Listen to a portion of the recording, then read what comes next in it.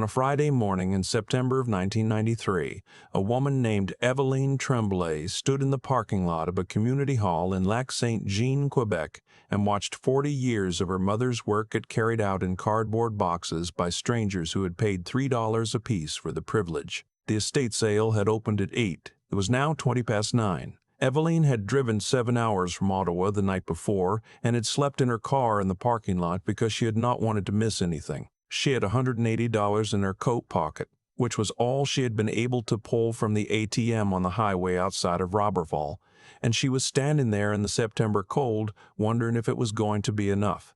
It wasn't, quite. And then it was.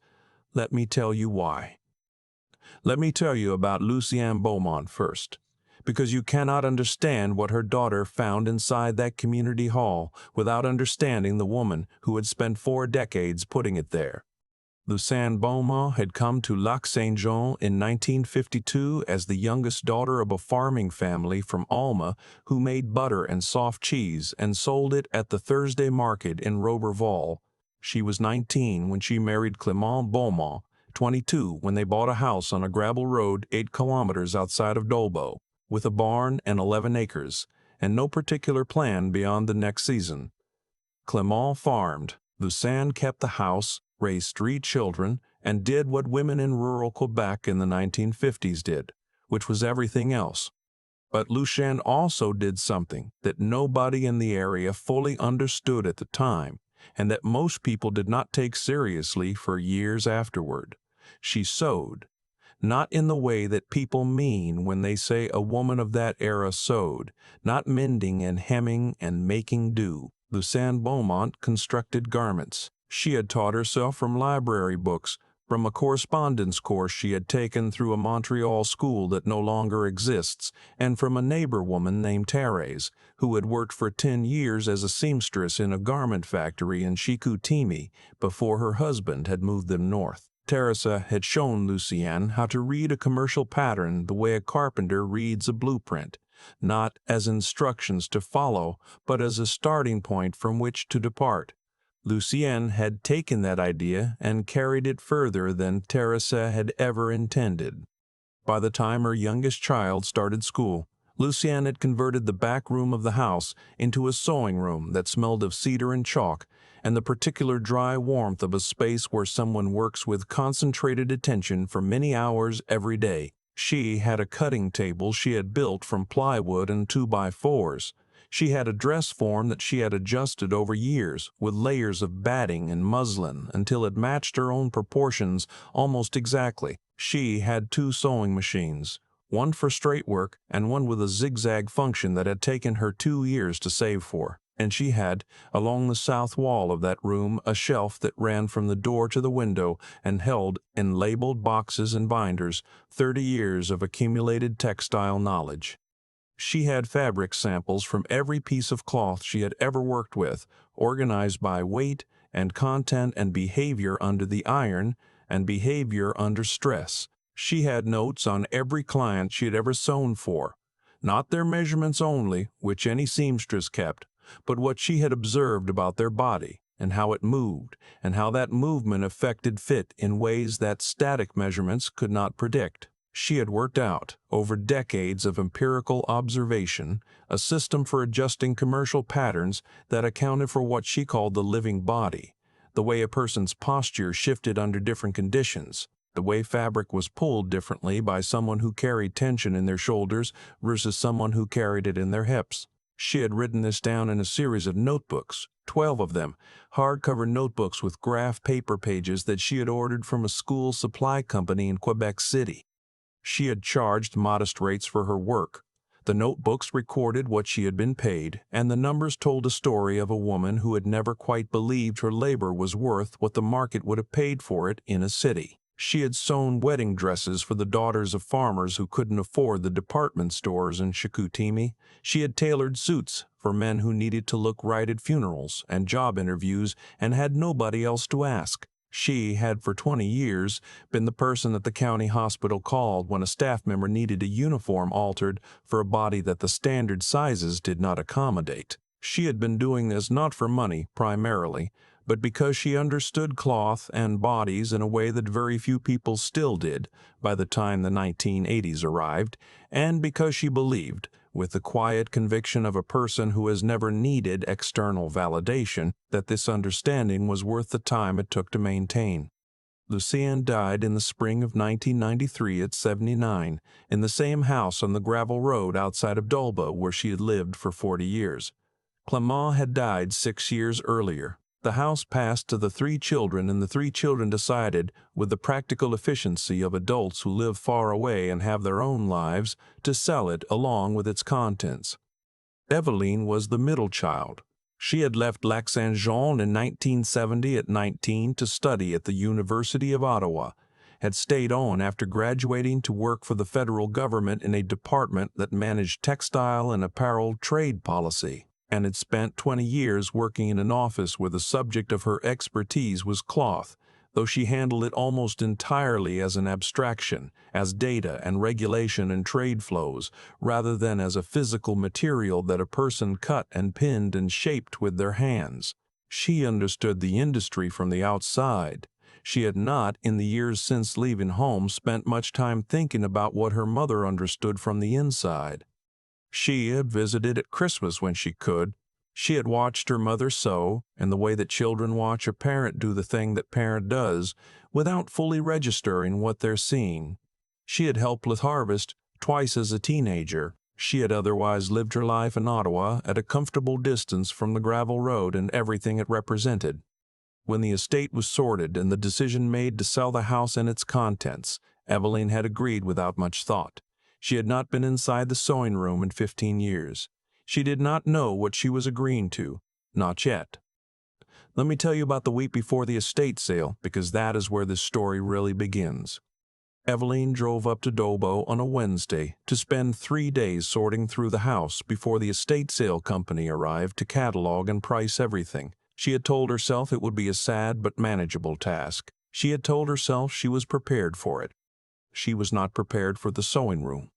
The room was exactly as it had always been, except that it was complete, in a way it had never seemed when Lucienne was working in it, every surface organized with the precision of a professional atelier, the shelf of binders and labeled boxes running the full length of the south wall, the dress form in the corner draped with a length of dark wool that Lucienne had apparently been considering for something she hadn't started, the 2 sewing machines covered with cloth against the dust, and on the cutting table, laid out in careful order, the 12 notebooks. Eveline opened the first notebook and read for 2 hours without moving from the table.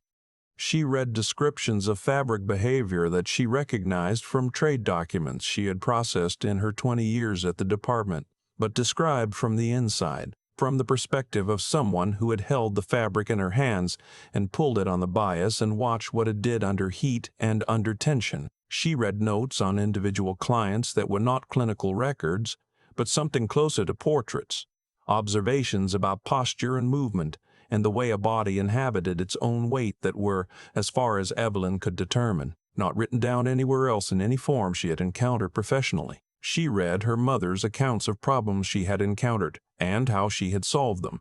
Solutions that Eveline, who had spent 2 decades in textile policy, recognized as genuinely novel approaches to fitting challenges that the industry addressed badly and expensively and often not at all.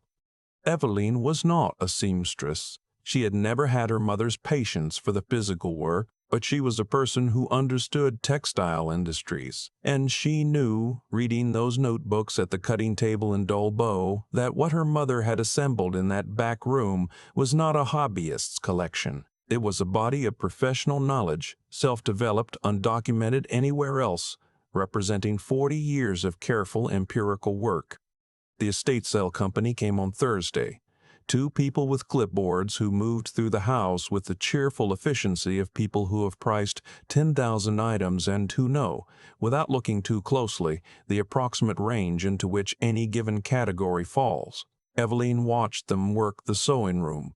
She saw one of them pick up the dress form, turn it once, write something down. She saw the other flip through one of the notebooks, pause on a page, close it, and set it back with the small nod of someone who has made a decision. The price they put on the sewing room contents was $150.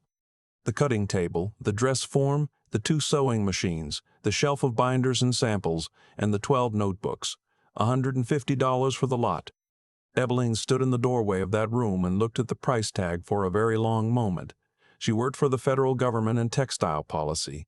She knew what a vintage industrial sewing machine was worth to a restoration buyer. She knew what a comprehensive set of professional fitting notes would mean to a certain kind of apparel school. She knew, in the way that a person knows things when their professional knowledge and their personal history suddenly converge, that the price tag was approximately 5% of what the contents were worth. And she knew something the estate sale company could not know because they had not read the notebooks. She knew what her mother had actually been doing in that room for 40 years. She did not say anything. She drove back to Ottawa on Saturday, thought about it for 2 days, and came back to Dolbeau on Friday morning with $180 in her coat pocket and a very specific intention. Let me tell you about what happened at that estate sale, because it is not the story you are probably expecting. There were about 50 people in the community hall when Eveline arrived. Most of them were there for the furniture and the kitchen goods, the things that move quickly at rural estate sales and that people buy because they can use them. A few were clearly dealers, moving through the space with the focused attention of people who are working, not shopping. The sewing room contents had been moved to one corner of the hall and arranged on 2 tables, and Eveline had positioned herself near those tables before the sale opened. She noticed, almost immediately, 2 other people doing the same thing she was doing, standing near the tables with the particular stillness of people trying not to look interested. One was a woman in her 60s in a gray cardigan, carrying a canvas bag and wearing the kind of reading glasses you push up onto your head when you're not using them, which she had done, and which Eveline noticed because it meant the woman had already been reading the price tags closely. The other was younger, a man in his early 40s, wearing a vest with too many pockets and carrying a small camera, which meant he was either a dealer or a collector who documented what he bought. Dealers and collectors who document what they buy are not casual bidders. Eveline noted both of them without appearing to. The estate sale manager reached the sewing tables at 11 in the morning. The lot was described in the way that people describe things they don't fully understand, with gestures and general category terms: vintage sewing equipment, dress form, fabric samples, some professional notebooks, miscellaneous textile materials. She started the bidding at $30. The woman in the gray cardigan bid immediately. Eveline bid. The man with the camera bid. The woman bid again. Eveline bid. The man went to 110. The woman bid 120. Eveline bid 130. The man looked at the notebooks. Then he looked at Eveline. Eveline did not look at him. She was looking at the notebooks. The woman in the gray cardigan bid 140. Eveline bid 150. The manager waited. The woman in the gray cardigan looked at Eveline. Eveline was still looking at the notebooks with the absolute stillness of a person who has already made up her mind. The woman looked at the notebooks, then back at Eveline, and something in that stillness communicated itself clearly because the woman gave a very small shake of her head and did not bid again. The man had already stopped. The gavel came down at $150. Eveline Tremblay bought her mother's 40 years of work for exactly what the estate sale company had priced it at, because nobody else in that hall understood well enough what they were looking at to pay more, and because the one person who might have understood chose, for reasons Eveline did not learn for some time, to let it go. She loaded everything into her Civic that afternoon. It took 3 trips. The notebooks she wrapped in the sweater she took from her overnight bag and set on the passenger seat where she could see them. She drove back to Ottawa and carried it all into her apartment, where it sat in careful stacks in the spare room for 3 weeks, while she tried to figure out what she was going to do with it. She had not bought it as an investment. She had not bought it from sentiment exactly, or not only from sentiment. She had bought it because she had read those notebooks and because she worked in textile policy, and because she knew what she was looking at, and because the thought of her mother's 40 years of empirical work being dispersed into the hands of people who would use the machines and discard the notebooks was a thought she could not sit with. But in her spare room in Ottawa, in stacks, it was also not doing anything. So Eveline started reading the notebooks properly, all 12 of them from the beginning in order. It took her most of October. She read in the evenings at the kitchen table with tea, and she brought to the reading 20 years of professional knowledge that her mother had not had access to when she was writing them, and the combination produced something unexpected. The notebooks made sense to Eveline in a way they would not have made sense to someone who had only the craft knowledge, and the professional knowledge she had brought to them was transformed by the notebooks in a way she had not anticipated. Her mother had, working alone in a back room in Dolbeau, arrived at conclusions about garment construction and body-responsive fitting that the apparel industry had been trying to systematize professionally for decades, with considerably more resources and considerably less success. Eveline finished the last notebook in late October and sat at her kitchen table for a long time. Then she called a woman she had known for 12 years through her work, a woman named Suzanne Pelletier, who ran a professional development program for apparel workers at a college in Montreal, and told her what she had found. Suzanne was quiet for a moment. Then she said, "Come to Montreal this weekend, bring the notebooks."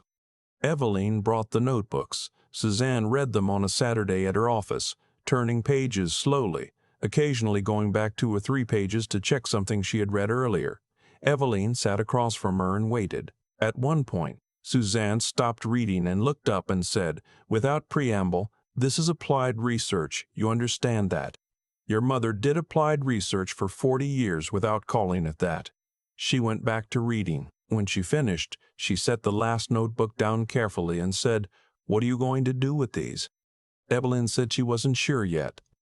Suzanne said, "Whatever it is, don't let it be nothing. Let me tell you about the winter of 1993 and into 1994, because that is when Eveline made a decision that surprised nearly everyone who knew her. She had worked for the federal government for 22 years. She was 52 years old. She had a pension that would be substantial if she stayed another 8 years, and considerably less substantial if she left now. She had a good apartment and a routine and a professional reputation, and no particular reason to change any of it. She was also aware, in the particular way that middle age makes a person aware of things they have been successfully not thinking about, that she had spent 22 years managing the textile industry from a position that was entirely separate from the material itself, and that reading her mother's notebooks had produced in her a specific hunger that she did not know how to name, but that she recognized as the absence of something she had not known she was missing. She left the federal government in March of 1994. She spent 6 months converting the spare room in her Ottawa apartment into a working studio, and then, when that proved insufficient, she rented a small commercial space in a building in the Van Arrowhood that also housed a furniture restorer and a small printing operation, the kind of building that exists in every Canadian city in a state of perpetual mild transition. She set up the cutting table, the 2 sewing machines, the dress form. She unpacked the binders of fabric samples and organized them along the wall. She built a shelf for the notebooks. She did not open a seamstress shop. She was not her mother, and she understood this clearly. What she did instead was start writing. She spent the first year organizing what she had found in the notebooks, cross-referencing her mother's observations with the professional literature she knew from her government work, identifying where the 2 bodies of knowledge overlapped and where they diverged and, most importantly, where her mother's empirical findings pointed toward gaps in the professional literature that nobody had adequately filled. She produced a document she called, with characteristic understatement, a technical guide to body-responsive pattern adjustment for working apparel professionals. It was not a sewing book, it was not a how-to. It was a professional reference for people who already knew how to sew and who were trying to understand why the standard pattern adjustment methods produced fits that needed correction 70% of the time and how to reduce that to something closer to 30%. She had it formatted and printed by a small press in Gatineau and initially distributed it through Suzanne's professional network in Montreal. The first 100 copies sold out in 6 weeks. The second printing, 300 copies, sold out in 4 months. By the end of the second year, she was receiving letters from apparel educators in British Columbia and Nova Scotia, and from 2 schools in Ontario who wanted to know if she would come and present the methodology. She went. She charged enough to cover her travel and a little more, and she sat at cutting tables in classrooms and talked about what her mother had figured out in Dolbeau, and the people she talked to were people who work with cloth for a living and who recognized, immediately, that what she was describing was true in a way that the standard approaches had never quite been true. The dedication page of the guide read, "For Lucienne Beaumont, who worked it all out in a back room in Dolbeau, and who never needed anyone to tell her it mattered." Let me tell you about the woman in the gray cardigan, because she does not leave this story when the gavel comes down. Her name was Margot Chartrand, and she was 63 years old in September of 1993, and she had run a small dressmaking and alterations business in Alma for 31 years. She had started at 22 with a borrowed machine in a rented room and had built it by 1993 into a 4-person operation with a loyal client base and a reputation in the Lac-Saint-Jean area that she had earned the slow way by doing good work for 30 years and never leaving anyone disappointed. Margot had known Lucienne Beaumont the way you know someone in a county when you work in the same trade, not as a colleague exactly, but as a presence you are aware of, someone whose name comes up. She had heard over the years that Lucienne had notebooks, not specifically, not in detail, but in the way that professional information travels in a small community, vaguely as an impression. Lucienne Beaumont, people would say, really knows what she's doing, really knows the particular emphasis that means something more than competence. When Margot had heard about the estate sale, she had gone with professional interest and something close to grief, the kind that comes from the recognition that a body of knowledge you have respected is about to be dispersed. She had looked at the notebooks quickly in the time before the sale opened, and she had seen enough to understand that they were exactly what she had half suspected they were. She had bid to $140 and stopped, and she had told herself it was because she had a limit and she had reached it. The truth, and Margot was an honest enough person to know this, was that she had looked at the other woman, the one in the practical coat who had barely moved since she arrived and who had not looked at the notebooks the way a collector looks at something interesting, but the way a person looks at something that belongs to them already, and she had understood in that moment that she was not going to win this bid, not because of the money, because the other woman was not there for the same reason Margot was there. She was there for a reason Margot could not identify, but could recognize as being more than her own reason, and that distinction was enough. Margot thought about the estate sale for months afterward. She thought about it pressing seams in her shop in Alma, and thought about it driving to fabric suppliers in Chicoutimi, and thought about it in the way you think about something that is waiting for you to be ready to understand it. Let me tell you about the afternoon in November of 1995 when Margot Chartrand drove to Ottawa.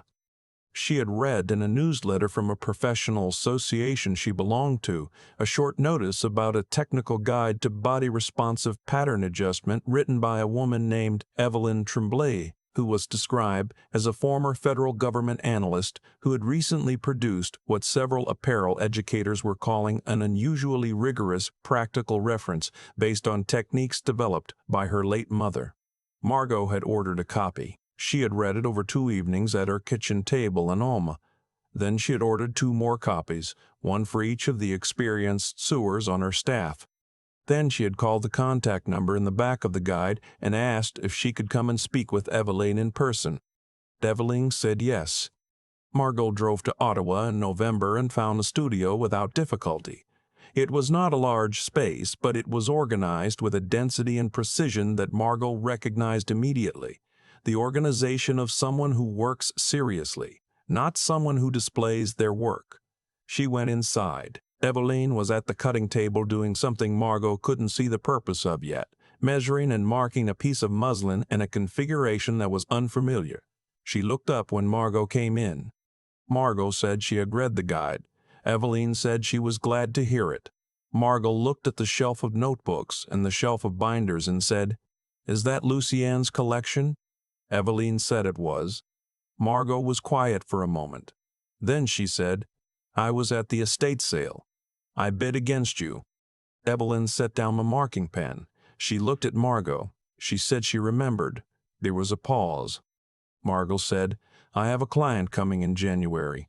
53 years old, scoliosis, left shoulder significantly higher than the right, and a very particular posture adaptation that throws off every standard fitting approach. I know. I have been working with her for 6 years, and we get to something acceptable but never quite right. I read your mother's chapter on asymmetric load-bearing bodies. I think she worked this out. I think the answer is in the notebooks." Eveline said, "Which shoulder does she favor when she's standing still, not thinking about it?" Margot said she thought the left, the higher one. Eveline said that's counterintuitive, but it's right. The body compensates. The standard adjustment always goes the wrong direction, because it corrects the visible discrepancy instead of the functional one. My mother worked on 3 clients with similar presentations. It's in Notebook 7. The solution is not what you'd expect. She crossed to the shelf and pulled out Notebook 7 and opened it to a page she found without looking. She set it on the table in front of Margot. Margot read. She read the page twice. Then she looked up and said, "How did she figure this out?" Eveline said she looked at the problem for 20 years and wrote down what she saw. Margot was quiet for a moment. Then she said, "I should have bid higher at the sale." Eveline said, "Yes, you should have." That was as close as either of them came to discussing the estate sale directly. It was enough from the way that specific acknowledgments are enough between 2 people who both know what they're referring to and don't need to perform the conversation. Let me tell you about what happened between Margot Chartrand and Eveline Tremblay over the years that followed, because it is not the story you might be predicting, and it does not settle into a simple shape. Margot did not become Eveline's business partner or her champion in any formal sense. What she became was something more useful than either of those things. She became the person through whom the methodology met the people who needed it most. When clients came to Margot's shop in Alma with fitting challenges she couldn't solve with the standard approaches, and there were more of these than Margot had previously been willing to fully acknowledge, she started applying what she had learned from the guide and from Notebook 7 and from the conversations she began to have with Eveline with increasing regularity. And when it worked, which it did with a consistency that Margot found quietly astonishing, she told other sewers what she had done and where the knowledge had come from. She also did something that took her longer to do, which was to call Eveline 6 months after the Ottawa visit and ask if she could come back and read the notebooks properly. All of them. Eveline said yes. Margot came on a Saturday in May and read for 5 hours. She did not say much while she was reading, except twice to ask a question, both times about specific measurements that Lucienne had recorded for particular fitting adjustments. When she finished, she sat for a while. Then she said, "Your mother understood bodies in cloth better than anyone I have met in 30 years in this trade." Eveline said, "I know." Margot said, "I should have recognized sooner what she was building. We were 20 minutes apart for 20 years. Eveline said, "You recognized it at the sale." Margot said, "Not completely." Eveline said, "No, neither did I until I read the notebooks." Let me tell you about what Eveline built over the following decade, because the guide was only the beginning of it. By 2001, she had published 2 subsequent volumes, one on historical garment structure and its applications to contemporary custom work, and one on the specific challenges of fitting for aging bodies, which she had developed partly from her mother's later notebooks, and partly from her own growing practice of consulting with tailors and dressmakers across the country who had found her through Suzanne's network and through the growing reputation of the first guide. She had also, in 2000, begun a small workshop series that she ran twice a year out of the Vanier studio, 8 participants at a time, professional sewers and small atelier operators who came from across Canada for 3 days of intensive work with the methodology. The waiting list for the workshops was 18 months long by 2003. Eveline did not expand the format. She had tried once with a larger group and found that the quality of what happened in the room dropped in proportion to the number of people in it, and she had returned to 8 without apologizing for the decision. She also, in the winters of 2002 and 2003, did something her mother had not done, which was to prepare the notebooks for access by others. Not publication. The notebooks were too personal and too specific to Lucienne's particular mind to translate cleanly into a format meant for general reading. But Eveline organized them, annotated them, created an index and a cross-reference system, and donated the collection along with all 3 published guides to the Textile Arts Archive at a university in Montreal, where they were cataloged and made available to researchers. The accessioning note she wrote for the donation described the collection as the working records of an independent practitioner who developed, without institutional support or formal research training, a coherent and demonstrably effective methodology in applied garment construction over a period of approximately 40 years. She wrote it in the flat, institutional language that archive notes require. She rewrote the last sentence 3 times before she was satisfied with it. Let me tell you about the spring afternoon in 2004, when a young woman came into the Vanier studio. Her name was Joelle, and she was 26 years old, and she was Eveline's niece, the daughter of Eveline's younger brother, and she had just finished a degree in fashion design at a college in Montreal. She had grown up hearing about the notebooks and the estate sale and the guide and the way that family stories accumulate around a particular moment that defines someone, and she had developed, in the way that young people develop things when a story is told enough times, an understanding of what her great-aunt had done in a back room in Dolbeau that was more accurate than she knew. Joelle came to Ottawa that spring because she had a problem that her design education had not prepared her to solve. She was trying to develop a line of adaptive clothing for clients with mobility limitations. Garments that accommodated wheelchairs and assistive devices and the specific postural characteristics of bodies that moved and sat and existed in the world, differently from the bodies that standard patterns assume. She had read Eveline's 3rd guide, the one on aging and fitting, and she thought the methodology might apply to what she was trying to do, but she wasn't sure, and she needed someone who understood both the craft and the conceptual framework. She sat down at the cutting table, which was the same table Lucienne had built from plywood and 2x4s in Dolbeau, and said she had been thinking about what came next. Eveline asked what she meant. Joelle said she had been looking at the gap between adaptive clothing as an industry, which was mostly about function and very little about fit or dignity, and what she thought was possible if someone applied the body-responsive principles from the guides to that specific population. She said there was almost nothing written about it from a craft perspective. She said the people who understood the bodies didn't know the fitting methodology, and the people who knew the methodology hadn't worked with these bodies. Eveline looked at her niece for a moment. She thought about a Friday morning in September of 1993, and a shelf of notebooks and a price tag for $150, and a woman who had spent 40 years working things out alone in a room, and writing them down for no audience but herself. She thought about what it had almost cost to lose that and what it had taken to save it. She said, "You're right. Start with the wheelchair transfer. There's a client coming next month with T4 paraplegia who has been unable to find pants that fit correctly when seated. Work with me on the fitting session and take your own notes." Joelle said, "Just like that?" Eveline said, "Just like that." Joelle worked with Eveline for 3 years and then spent the 4 years after that building her own practice in Montreal, and by 2012 she had produced the first of what would eventually be 2 technical guides on pattern adaptation for adaptive and assistive garment design. The first one she dedicated to her great-grandmother, whom she had never met, and the second one to Eveline, who was still working in the Vanier studio when the second guide came out, and who received her copy by mail and read it at the cutting table with the reading glasses she now needed and set it down carefully when she was done. Eveline retired from the studio in 2016. She kept her membership in the professional association and occasionally answered emails from sewers who had questions about the guides. She spent her retirement doing what her mother had spent her whole life doing, working with cloth in a small room, writing things down, charging nothing for it because she no longer needed to charge for it and because the exchange had never really been about money. She died in 2021.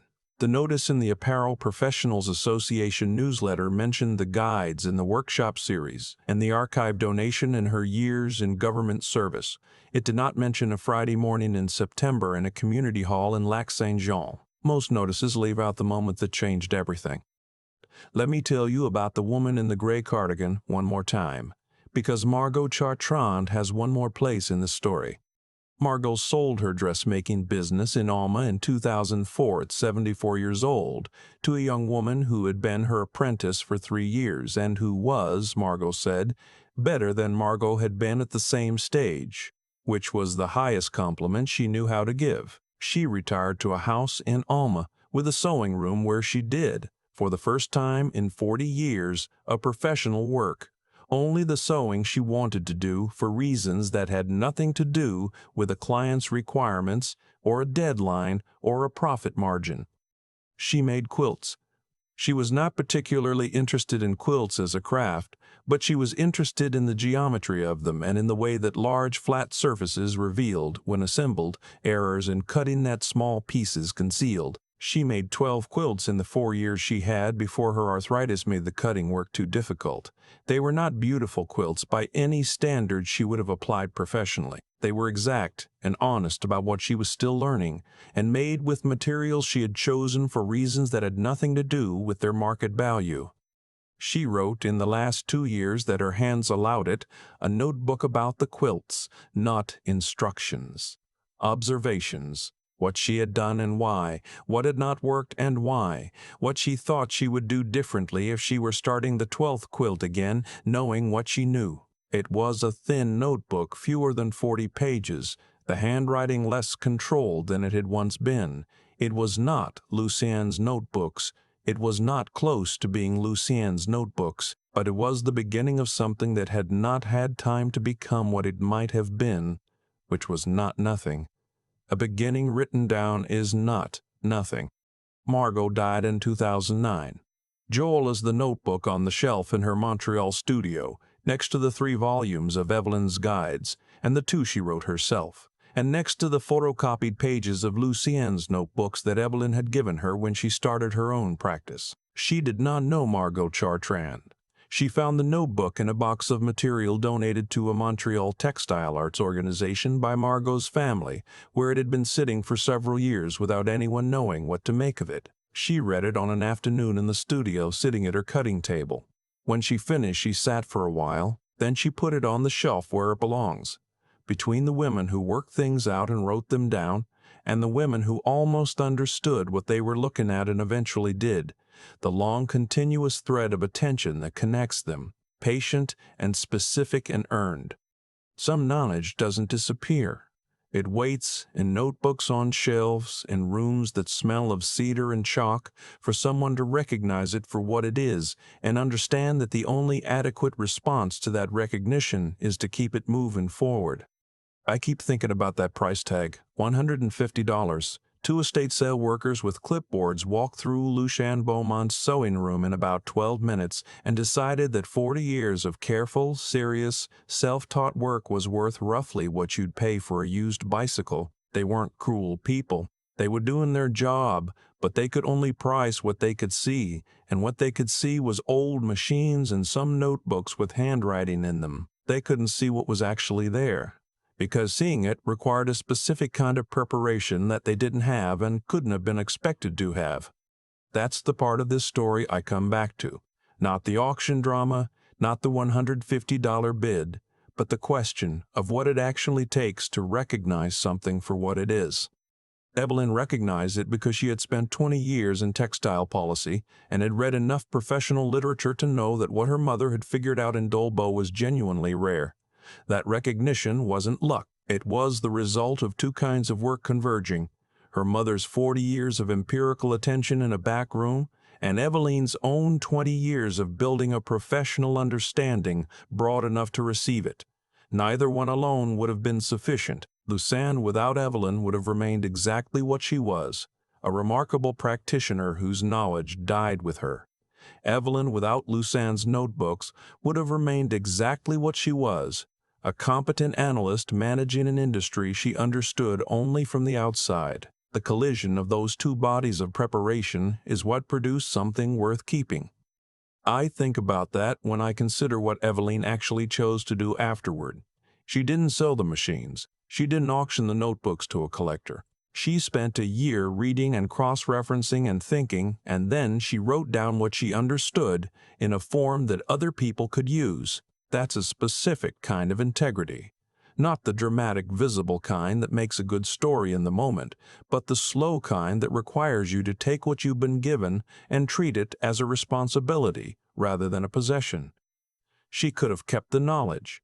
She chose to keep it moving. Margot Chartrand almost bought those notebooks. She recognized something at that estate sale, but not completely, and she was honest enough with herself to know the difference.